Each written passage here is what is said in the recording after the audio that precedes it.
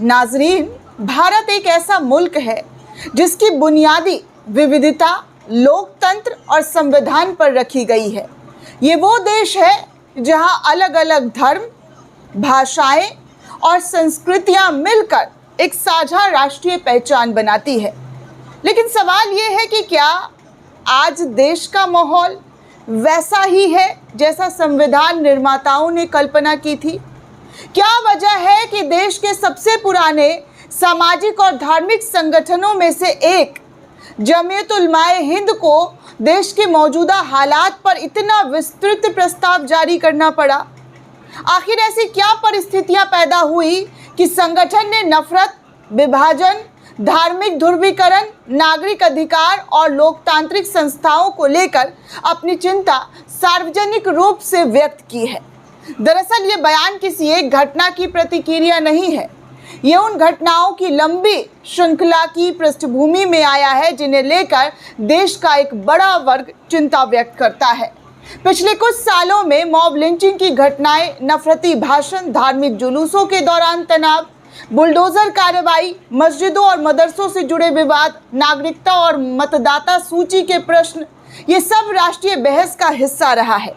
और जब किसी समाज का एक वर्ग लगातार ये महसूस करने लगे कि उसकी पहचान, उसके धार्मिक स्थलों और उसके अधिकारों पर प्रश्न उठाए जा रहे हैं, तो स्वाभाविक रूप से चिंता पैदा होती है।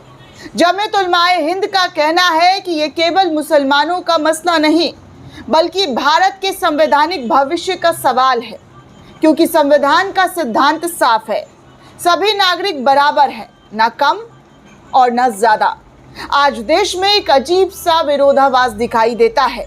अगर कोई व्यक्ति नफरत भरी भाषा बोले तो उसके समर्थन में भीड़ खड़ी हो जाती है, लेकिन अगर कोई संविधान, समानता और कानून की बात करे तो उससे पूछा जाता है कि आपकी नीयत क्या है।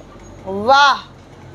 नफरत खुले मंचों से बोली जा सकती है, बोली जा रही है। लगातार वीडियो आप देख रहे हैं, मुसलमानों को मारने काटने का ऐलान हो रहा है, लेकिन मोहब्बत को प्रमाण पत्र देना पड़ता है। तंज ये भी है कि जब कोई सामान्य नागरिक सोशल मीडिया पर कुछ लिख दे तो कानून तुरंत सक्रिय दिखाई देता है, लेकिन जब सार्वजनिक मंचों से समाज को बांटने वाली बातें कही जाती हो तो कभी ऐसा लगता है जैसे कानून छुट्टी पर चला गया है। बेशक कानून अपना काम करता है, लेकिन सवाल कार्रवाई का नहीं, समान कार्रवाई का है। लोकतंत्र की असली ताकत यही है कि कानून की नज़र में सब बराबर हो, ना कोई अमीर, ना कोई गरीब, ना कोई धन्ना सेठ, कुछ भी नहीं, बस समान हो। जमीयत ने अपने प्रस्ताव में यह स्पष्ट किया है कि वो अवैध घुसपैठ का समर्थन नहीं करती है। सीमा सुरक्षा की जिम्मेदारी पर भी उन्होंने बोला है कि कानून के अनुसार कार्रवाई होनी चाहिए, लेकिन साथ ही ये भी कहा है कि किसी पूरे समुदाय को संदेह की नज़र से देखना, नागरिकों को उसकी पहचान के आधार पर कटघरे में खड़ा करना या सामूहिक दोषारोपण करना न्याय के सिद्धांतों के विरुद्ध है। सोचिए, अगर किसी अपराध का दोषी व्यक्ति है, जी हाँ, किसी अपराध का दोषी व्यक्ति है, तो जिम्मेदारी भी उसी व्यक्ति की होनी चाहिए। पूरा समुदाय कैसे दोषी हो सकता है? भारत की न्याय व्यवस्था व्यक्ति को सजा देती है, पहचान को नहीं। जमीयत ने अपने 6 सूत्रीय मांग में पत्र में, जी हाँ, जमीयत ने अपने 6 सूत्रीय मांग पत्र में नफरती भाषणों पर सख्त कार्रवाई, मॉब लिंचिंग के मामलों में जवाबदेही, धार्मिक स्वतंत्रता की सुरक्षा, नागरिकता और मतदान प्रक्रियाओं में पारदर्शिता, वंचित वर्गों की प्रतिनिधित्व और अंतर्राष्ट्रीय मानव अधिकार सिद्धांतों के पालन की मांग की है। संगठन ने यह भी कहा है कि भारत का मुसलमान किसी विशेष रियायत का मांग करता नहीं है। उसकी मांग केवल इतनी है कि संविधान में जो अधिकार लिखे गए हैं वो व्यवहार में भी दिखाई दिया जाए, क्योंकि जब किसी नागरिक को बार बार अपनी वफादारी साबित करनी पड़े तो सवाल उस नागरिक पर नहीं, माहौल पर उठता है। हमें याद रखना चाहिए कि नफरत की आग कभी सीमाएं नहीं पहचानती। आज अगर वो किसी एक को जलाती है तो कल दूसरों को भी अपनी चपेट में ले सकती है।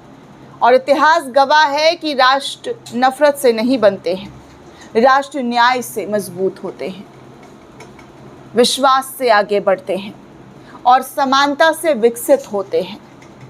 आज ज़रूरत है इस बात की कि राजनीतिक मतभेदों से ऊपर उठकर संविधान, न्याय और राष्ट्रीय एकता की रक्षा की जाए, क्योंकि भारत की असली ताकत उसकी विविधता है और इस विविधता की रक्षा करना केवल सरकार की नहीं बल्कि हर एक नागरिक की जिम्मेदारी है कि वो इन तमाम चीज़ों की रक्षा करे।